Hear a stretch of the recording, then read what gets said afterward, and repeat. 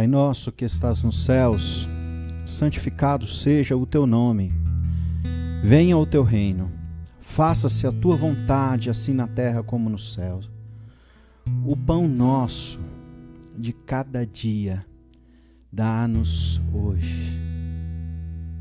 Perdoa-nos as nossas dívidas, assim como nós temos perdoado os nossos devedores.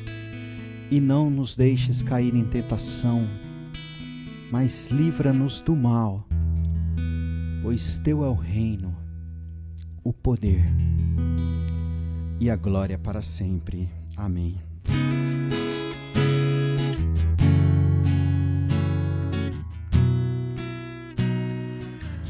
Glória para sempre ao Cordeiro de Deus, a Jesus o Senhor, ao Leão de Judá, a raiz de Davi, que venceu e o livro abrirá.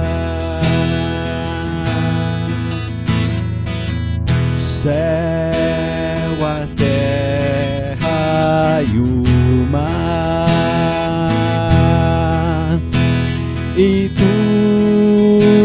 tudo que neles há, o adorarão e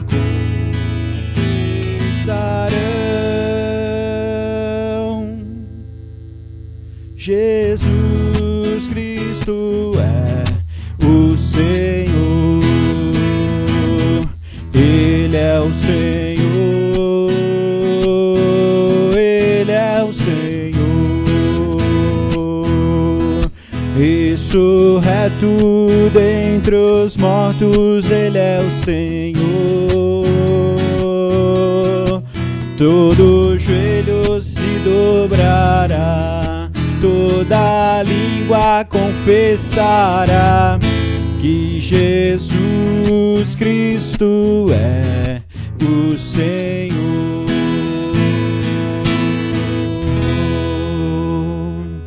Jesus Cristo é o Senhor. Bom dia, meu irmão, minha irmã, você que me ouve neste dia, neste domingo 17 de maio de 2020. Mais um dia reunidos na presença do Senhor, reunidos online.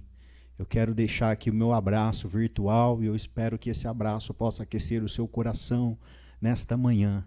Sou o pastor Alain, pastor da Igreja Presbiteriana Jardim das Oliveiras, na cidade americana. E nós estamos reunidos mais uma vez na presença do nosso Deus. Eu quero convidar você a ler comigo este salmo, Salmo 113. Aleluia! Louvai, servos do Senhor, louvai o nome do Senhor.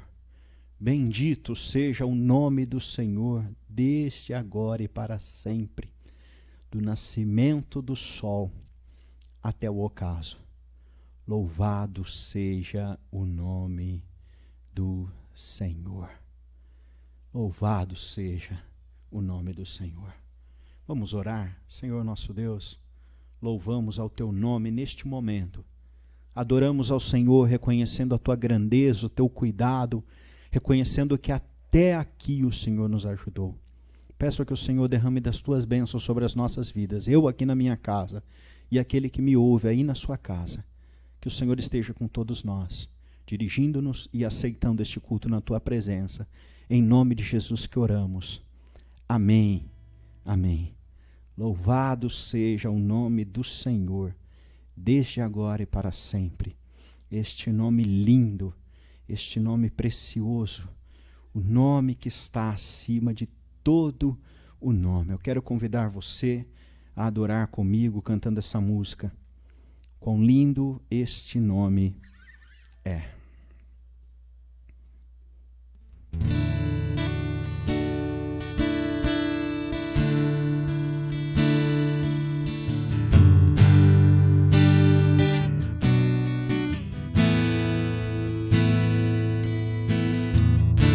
No início eras a palavra, com Deus o Altíssimo.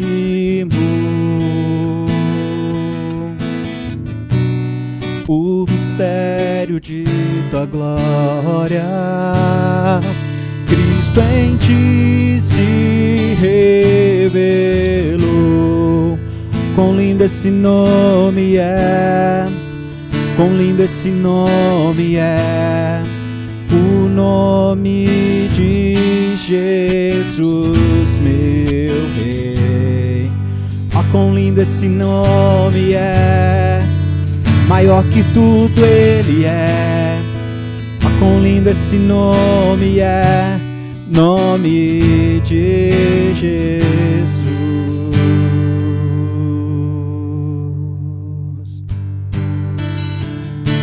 Deixou o céu para buscar-nos, veio pra nos resgatar. Amor maior que o meu pecado, nada vai nos separar. Quão maravilhoso é, quão maravilhoso é o nome de Jesus, meu Rei. Quão maravilhoso é, maior que tudo Ele é. Quão maravilhoso é, nome de Jesus. Só quão maravilhoso é, nome de Jesus.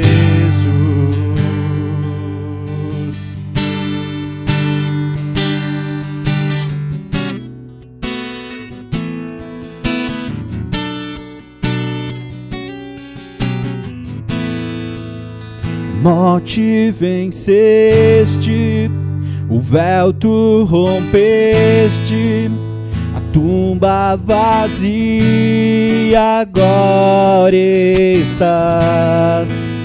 O céu te adora, proclama tua glória, pois ressuscitaste, vive estás. És invencível, inigualável, hoje pra sempre reinarás. Teu é o reino, tu é a glória, acima de todo nome estás. Poderoso esse nome é, poderoso esse nome é, o nome de Jesus, meu Rei.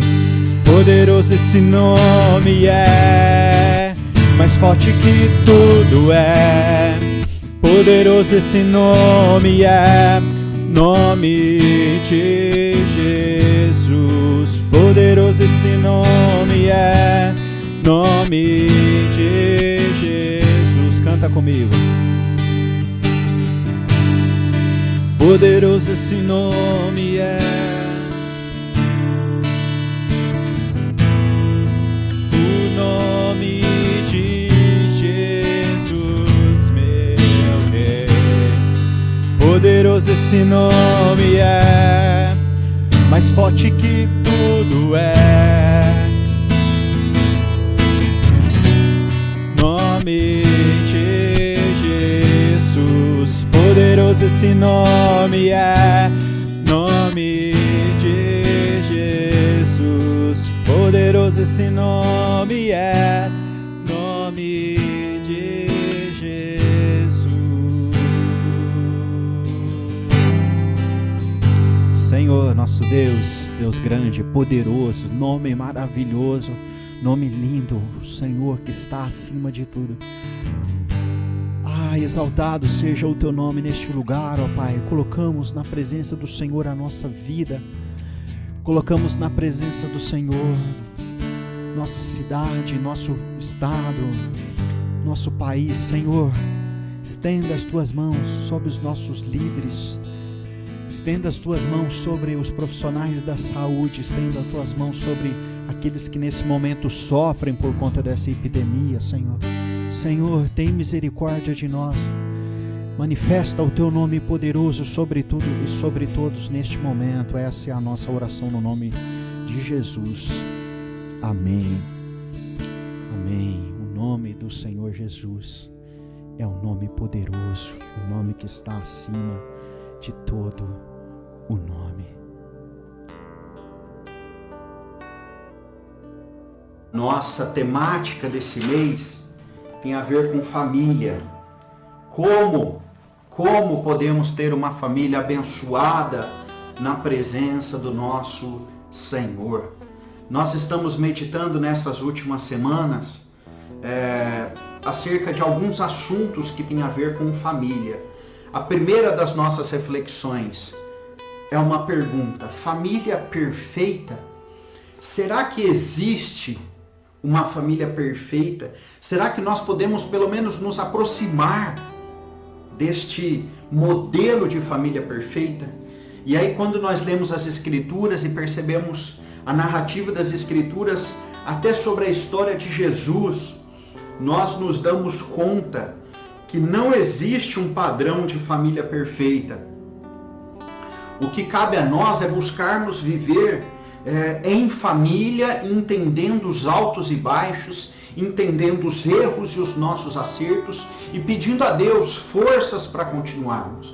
Semana passada eu fiz uma pergunta aqui também: será que criar os filhos é uma missão impossível? E nós estamos bem perto disso, mas nós entendemos que esta missão se torna quase impossível, mas com a graça do Senhor e o Senhor estendendo as suas mãos sobre nós, nós podemos criar os nossos filhos debaixo da sua autoridade e debaixo da sua vontade. Eu quero convidar a você a refletir comigo hoje sobre este tema: casamento dos sonhos. Eu me casei há pouco mais de 10 anos. Existem algumas pessoas que me ouvem hoje que se casaram há menos tempo que eu, e algumas que se casaram há bem mais tempo do que eu. E eu creio que a maior parte de nós, ou até a totalidade de nós, poderia responder que não existe um casamento dos sonhos. O que existe é um casal que busca a vontade do Senhor e que nos seus erros e nos seus acertos vivem um pouco melhor, vivem entendendo a perspectiva de Deus dentro da família, entendendo a vontade do Senhor dentro da nossa casa. Eu cuido de pessoas, eu lido com pessoas, eu converso com pessoas, e uma das grandes dificuldades do isolamento social, de estarmos dentro das nossas casas nesse período, é justamente relacionado à vida conjugal. Os casamentos que já não eram bons, às vezes se tornam ainda mais difíceis nesse tempo em que nós estamos dentro das nossas casas.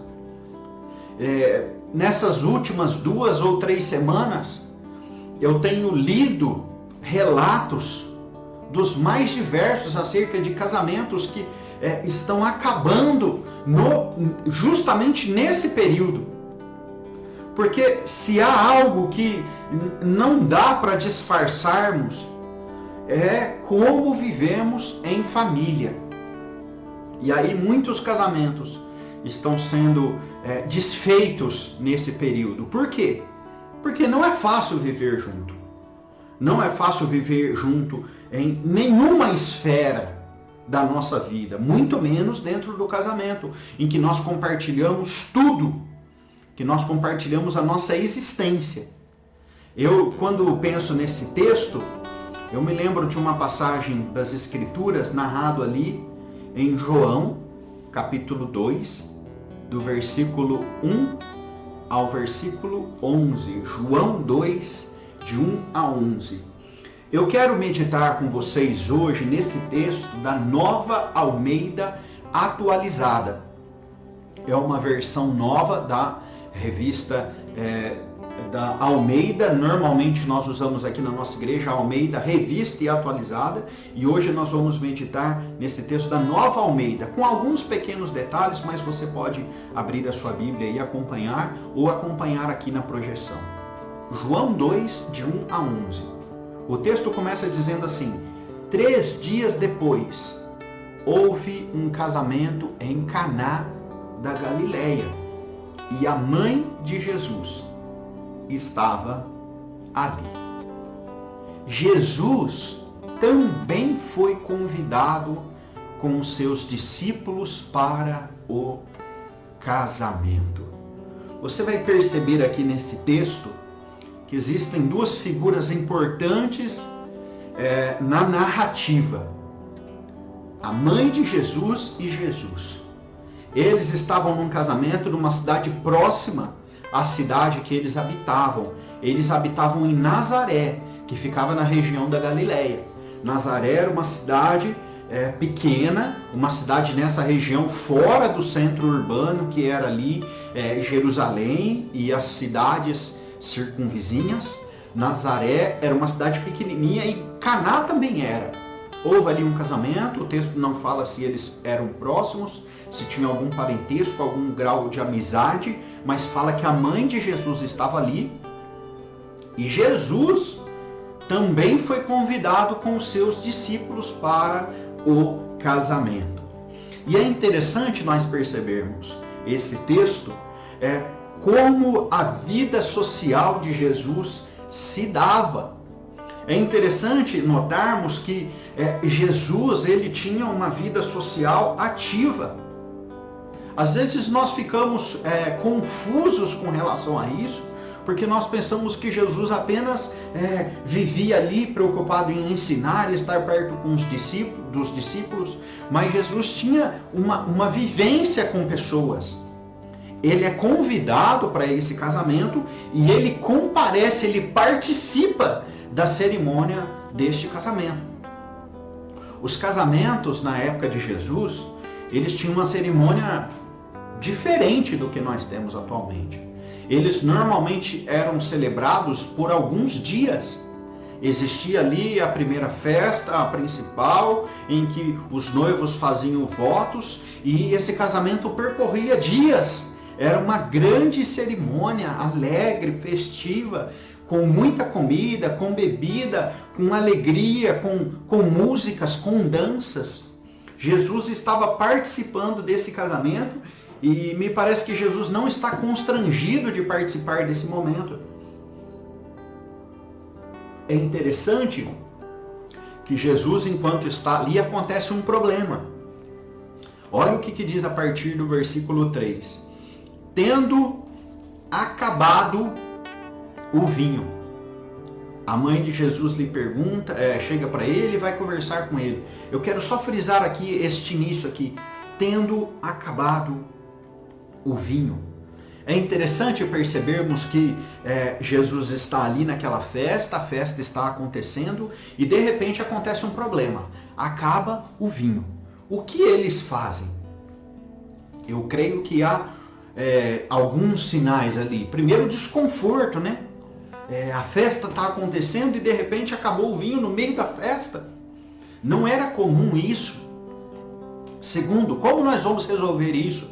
E eu imagino que eles não conseguem resolver isso. E por fim, eu creio que isso começa a gerar ali conversas paralelas e as pessoas começam a tentar resolver isso. E por conta da decisão de Maria se intrometer, interferir nisso, eu creio que havia alguma relação próxima dela com os noivos ou com as pessoas que estavam dando essa festa. tendo acabado o vinho, existem algumas explicações para esse texto. E a maior parte dos comentaristas creem que o vinho, ele trazia esta alegria, essa cumplicidade para a festa. Quando acaba o vinho, me parece que a festa está próxima de acabar. E se nós trazemos esse paralelo para os nossos casamentos, muitas vezes este casamento dos sonhos, esta celebração marcante, aquela festa tão profunda, milhares de reais hoje são gastos para a preparação de uma festa. Às vezes essa festa ela começa a acabar por conta dos problemas que surgem. Quais seriam hoje os sinais de desgaste dentro dos nossos casamentos que gera essa preocupação?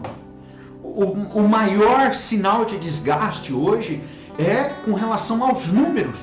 Os números de divórcio comprovam que os nossos casamentos andam em corda bamba. Há uma estimativa que de cada 3 casais, 1 se separa. Nessa estatística nós temos 2 problemas. Primeiro, essa estatística conta o número de casais que realmente chegam lá no cartório e registram a sua união. Nós temos um número grande de brasileiros que não são casados oficialmente. E um segundo problema nessa estatística: existem muitos casais atualmente que eles não vivem a vida comum do casamento, apesar de continuarem ali casados no papel, mas não na prática. Um número grande de casais que já se separaram há muito tempo e continuam. Isso traz um grande problema, isso traz as duras realidades do divórcio. O divórcio ele é motivado por alguns fatores. Primeiro, e grande fator hoje, nós temos dificuldade de compartilhar a vida. Nós somos individualistas, nós somos uma geração individualista. Nós pensamos individualmente, nós queremos viver a nossa vida individualmente. Existe um outro problema que nós temos atualmente. Nós temos dificuldade de perseverar no casamento. Pequenos problemas que se resolveriam facilmente hoje são motivo para um casamento se desfazer. Um terceiro motivo, o motivo da infidelidade conjugal, traições, tanto por relações extraconjugais e também hoje uma nova modalidade, a traição virtual. O grande número de homens e de mulheres que mantém conversas íntimas com pessoas fora do casamento. Um problema muito sério, o problema financeiro. Existem casais que não se ajustam porque eles vivem uma desarmonia financeira tão grande que isso gera até a separação. Outro problema, a relação com os filhos. Nem todo homem consegue ser um pai de família. Tem muito homem querendo viver só para si mesmo. Eles vivem pensando no trabalho, eles vivem pensando em si mesmos e eles não conseguem assumir uma responsabilidade de chefe do lar. Talvez um outro grande problema do nosso tempo também seja a questão de que por mais que entendamos que Deus deseja manter as nossas famílias unidas, nem todos nós estão dispostos a pagar o preço da unidade familiar. Enfim, uma série de questões pode fazer de um casamento dos sonhos uma grande tragédia, um lugar de frustração, um lugar de sofrimento. Maria, ao ver aquilo, ela chega para Jesus e diz: eles não têm mais vinho. Eles não têm mais vinho. E então Jesus respondeu: por que a senhora me está dizendo isso? Ainda não é chegada a minha hora. É importante entendermos o principal motivo da narrativa desse texto. Esse texto narra o primeiro milagre de Jesus. O momento em que Jesus se manifesta de uma maneira miraculosa aos homens. Maria, sua mãe, sabia desde o início qual era a sua missão. Ela engravidou por obra do Espírito Santo. O primeiro milagre do nascimento de Jesus é a maneira como ele foi gerado. Ele foi gerado pela sombra do Espírito Santo em Maria. Ela sabia qual era a sua missão. E aí ela olha para Jesus, e eu creio que um olhar de mãe é um olhar que poucas palavras, às vezes nenhuma palavra precisa ser dita diante de um olhar de mãe. E eu creio que Jesus olha para sua mãe e ele pensa assim: mas ainda não chegou a minha hora. Por que a senhora está me dizendo isso? Essa relação de Jesus com Maria aqui é uma relação interessante. Maria cuida, Maria gera, ela protege Jesus, mas ela sabe que ele tinha algo muito maior do que para ela mesma. Então o texto continua dizendo a partir do versículo 5: então falou ela aos serventes: façam tudo o que ele disser. Parece que o texto não narra 30 segundos, 1 minuto, ou uma conversa entre os dois, ou a troca de olhares dos dois, porque ela fala assim: olha, acabou o vinho. Jesus fala: não é chegada a minha hora ainda. E aí a resposta de Maria é: façam tudo o que ele disser.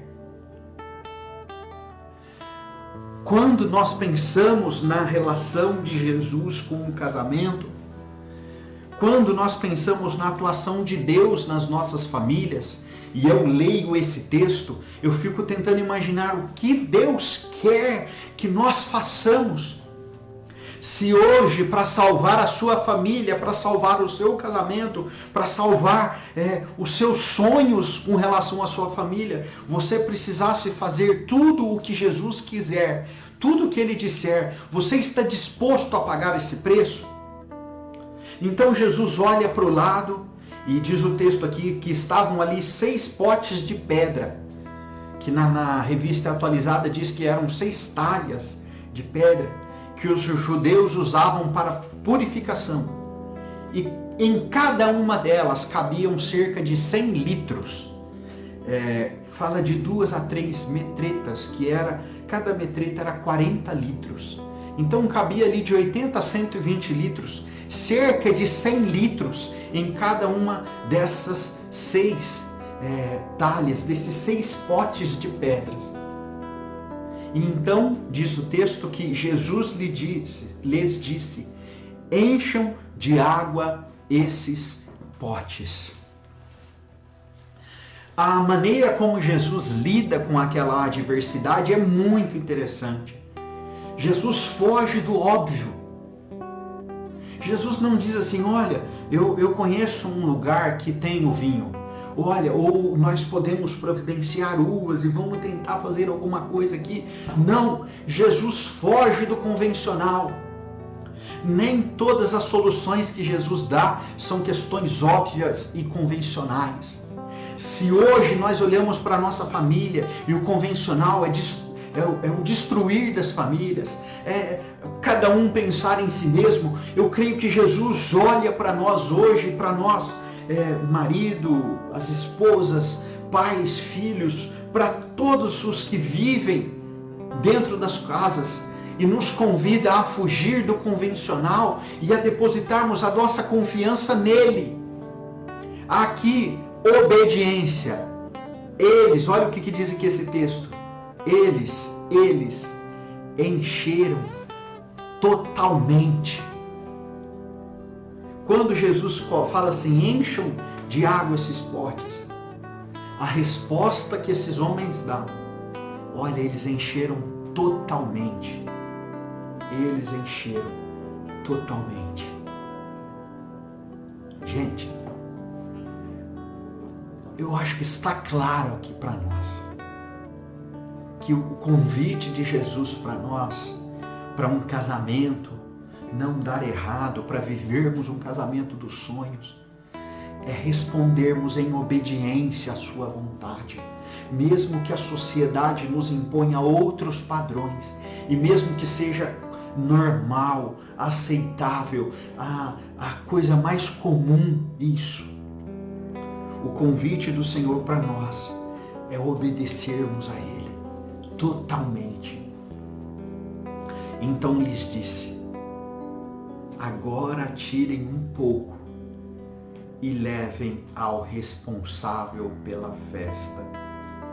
Eles o fizeram. Jesus não diz uma fórmula mágica, ele dá alguma coisa ali. Jesus não, ele simplesmente diz assim: olha, obedeçam, obedeçam.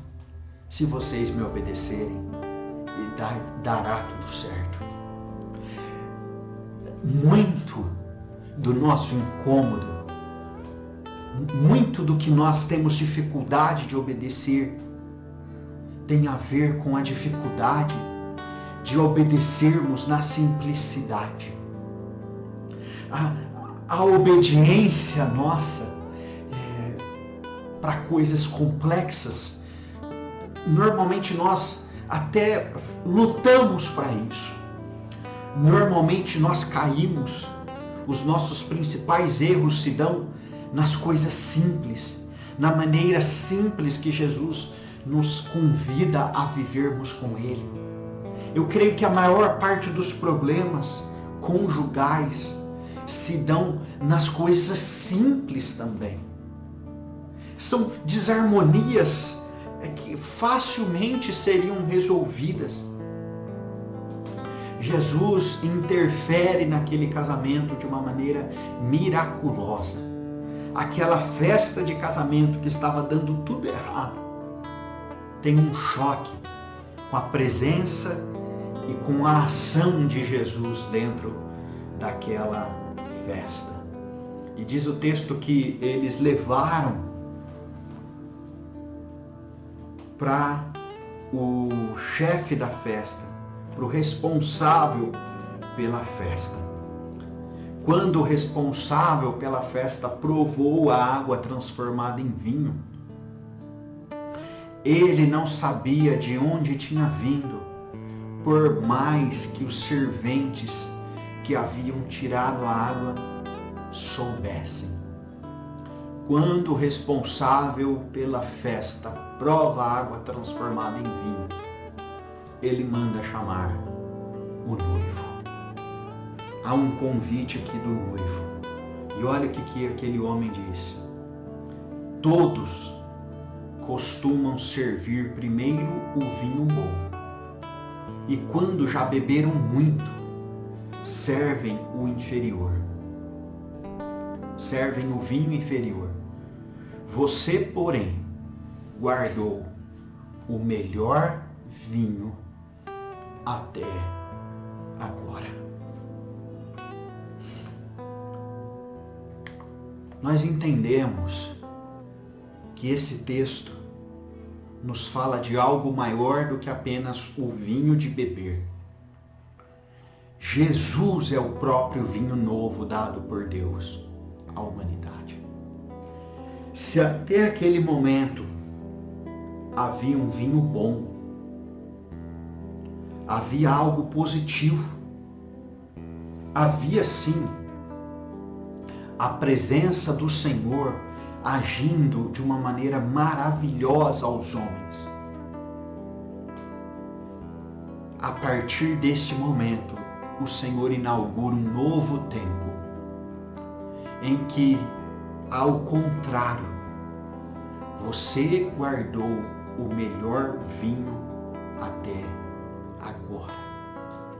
Jesus transforma aquele casamento dos sonhos que estava fracassado, acabado, num casamento ainda melhor, numa festa ainda melhor, porque Ele oferece o melhor a partir daquele momento. Jesus é o melhor de Deus que veio ao mundo. Quando nós lemos esse texto, nós temos a convicção de que não é apenas uma narrativa de água sendo transformada em vinho. Nós olhamos para esse texto e temos a consciência que Jesus é o melhor que foi guardado à humanidade. A presença de Jesus transformadora, aquilo que Jesus fez por nós na cruz, os ensinos de Jesus para nós e para a nossa família, é o maior ensinamento que nós podemos ter para o nosso tempo. Aquele homem diz assim: olha, vocês guardaram o melhor para agora. Quando eu aplico esse texto à nossa temática e aquilo que nós estamos meditando nesta manhã, eu creio que o Senhor, Ele é capaz de transformar a minha vida, a sua vida, e Ele fazer com que tudo o que nós vivemos até agora seja ainda mais significativo daqui para frente. Pense bem, se você olhar para o seu passado e você imaginar que você já teve boas coisas no seu casamento, com a sua família, com os seus filhos, e a partir de agora você pode ter algo melhor ainda, isso não desperta o seu coração? Isso não enche você de esperança, de imaginar que você pode viver ainda melhor em família? Você também que olha para trás e pensa assim: mas para outros pode até dar certo, mas para mim não. Eu creio que o Senhor Jesus pode agir de uma maneira milagrosa na sua vida e transformar o que era uma derrota na presença dele transformadora, e você viver daqui para frente algo ainda melhor. Eu não estou descolado da realidade ao dizer isso para você. Eu conheço a realidade das nossas famílias. Eu sei que o Senhor pode melhorar ainda mais a nossa vida, a nossa família, o que nós vivemos enquanto família. Todos costumam servir o melhor vinho primeiro e depois eles servem o pior, o que der. Às vezes nós pensamos assim: se não der certo até agora que não vai dar mesmo. Mas você, porém, guardou o melhor vinho até agora. Isso enche o meu coração de expectativas, de imaginar que o Senhor pode, a partir deste momento, fazer algo ainda maior na minha vida, na sua vida, no meu casamento, no seu casamento. De fato, termos um casamento dos sonhos. O texto termina dizendo: assim, em Caná da Galileia, Jesus deu início a seus sinais. Ele manifestou a sua glória e os seus discípulos creram nele. Algumas coisas importantes aqui para encerrarmos a nossa reflexão desta manhã. Primeiro, onde Jesus realiza esse milagre? Em Caná da Galileia, Jesus deu início a seus sinais. Caná da Galileia não era a cidade mais famosa, a melhor cidade, aquele lugar em que todos olhavam e pensavam assim: nossa, que lugar! Seja o seu casamento um casamento pomposo, seja a sua vida uma vida maravilhosa, sejam as suas relações familiares ótimas, ou seja esteja você vivendo numa relação familiar péssima, o Senhor Jesus é quem tem poder, independente do lugar em que Ele está. E eu grifo aqui 3 coisas importantes. Primeiro, Jesus deu início a seus sinais. Esta obra de transformar um casamento dos sonhos, de transformar uma família que vive em desacordo em algo positivo, tem a ver com Jesus. Crermos em Jesus, crermos que o Senhor Jesus é quem é capaz de realizar isso aqui. Jesus deu início aos seus sinais. E eu creio que neste momento, quem está interessado no seu casamento, ser um casamento abençoado, é o próprio Jesus. Segundo, Ele manifestou a sua glória. Os sinais de Jesus manifestam a glória do Pai. Jesus manifesta a sua glória. Manifestar a glória significa tornar visível, palpável, tornar real algo acima de toda a expectativa. A glória do Senhor não pode ser mensurada, tamanha ela é, mas ela pode ser manifesta. E Jesus manifesta a sua glória aqui, abençoando uma festa de casamento. E Jesus pode hoje manifestar a glória dele sobre a sua vida, abençoando o seu casamento, abençoando a sua família. E por fim, os seus discípulos creram nele. A fé tem a ver com crer em alguém, crer em algo além de nós. Os discípulos creram nele. O meu convite para você hoje, com a sua esposa, com o seu marido, com os seus filhos, com a sua família, crer num Deus que restaura, crer num Deus que transforma, crer num Deus que realiza até o impossível.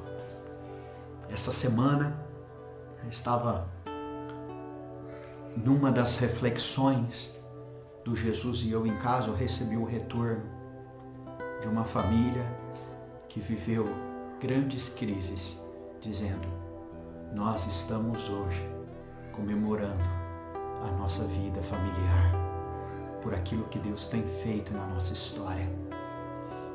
Louvado seja o Senhor que estende as mãos sobre nós. Nós somos imperfeitos e falhos, mas Jesus pode começar agora, dar início a algo novo, algo diferente, algo transformador na minha vida, na sua vida. Que os nossos casamentos recebam um renovo de doçura, de sonhos, da presença transformadora do Senhor dentro das nossas casas. Oremos. Senhor, nosso Deus, Deus da nossa vida, Deus das nossas famílias, Senhor da nossa história,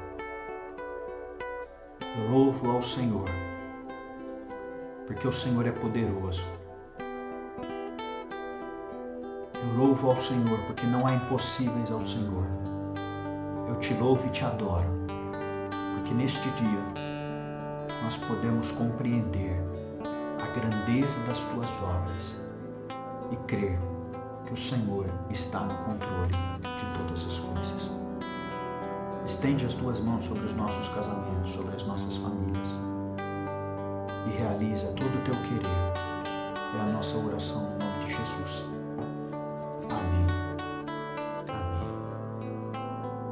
O Senhor é quem nos fortalece. O Senhor é quem cuida de nós. O Senhor é quem tem estendido as mãos dele sobre as nossas vidas, sobre as nossas histórias. Louvado seja o Senhor. Louvado seja o Senhor nosso Deus, que tem cuidado de nós e tem nos sustentado. Eu quero aqui, antes de encerrarmos o nosso culto, saudar e deixar você meu abraço, membro de nossa igreja. Você, meu irmão, minha irmã, membro de nossa igreja presbiteriana Jardim das Oliveiras. Deus te abençoe. Deus cuide de você nesse período. Se você precisar de apoio, se você precisar de uma conversa, pode entrar em contato comigo, que nós temos conversado virtualmente com aqueles que precisam de nós. Quero também saudar a todos aqueles que participam conosco neste domingo do nosso culto. Deus te abençoe, uma semana abençoada para você. Eu quero convidar todos os membros, aqueles que assistem conosco, a todos vocês participarem todos os dias, de segunda a sábado, nós estamos transmitindo uma mensagem de uma série chamada Jesus e Eu em Casa. Essa série tem abençoado muitas pessoas. A abrangência é grande. Eu quero convidar você a seguir as nossas mídias sociais, curtir aí o nosso Facebook, nos seguir, se inscrever no nosso canal do YouTube para termos cada vez mais pessoas inscritas no nosso canal, ajudar a mim, as nossas postagens, a transmitir isso para outras pessoas, compartilhando os links, compartilhando aos seus familiares, aos seus amigos, para que isso possa ir para mais pessoas e abençoar a vida de mais pessoas. Quero convidar você a pensar comigo sobre isso, reconhecendo que nós temos recebido da parte de Deus a sua graça, o seu cuidado em todo o tempo para a nossa vida. O Senhor é um Deus fiel, Ele cuida de nós, o Senhor tem nos abençoado, e eu quero convidar você a participar da transmissão disso para outras pessoas que podem ser abençoadas por isso. Olha, Deus te abençoe neste domingo, Deus cuide de você durante essa semana, que a graça do Senhor esteja sobre a sua vida e sobre a sua família.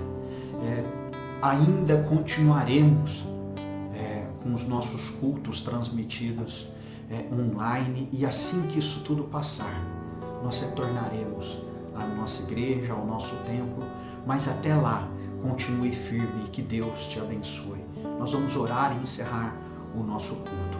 Senhor nosso Deus, obrigado por mais uma vez podermos nos reunir, mesmo que através das telas do computador, da televisão, do celular, mas nós podemos, pelo Espírito, estarmos conectados. Eu peço que o Senhor abençoe a minha vida, a minha família e a vida de cada um e da família de cada um que me assiste neste momento. Estenda as tuas mãos sobre nós. Nos abençoa no início dessa nova semana. É a nossa oração no nome de Jesus. Amém.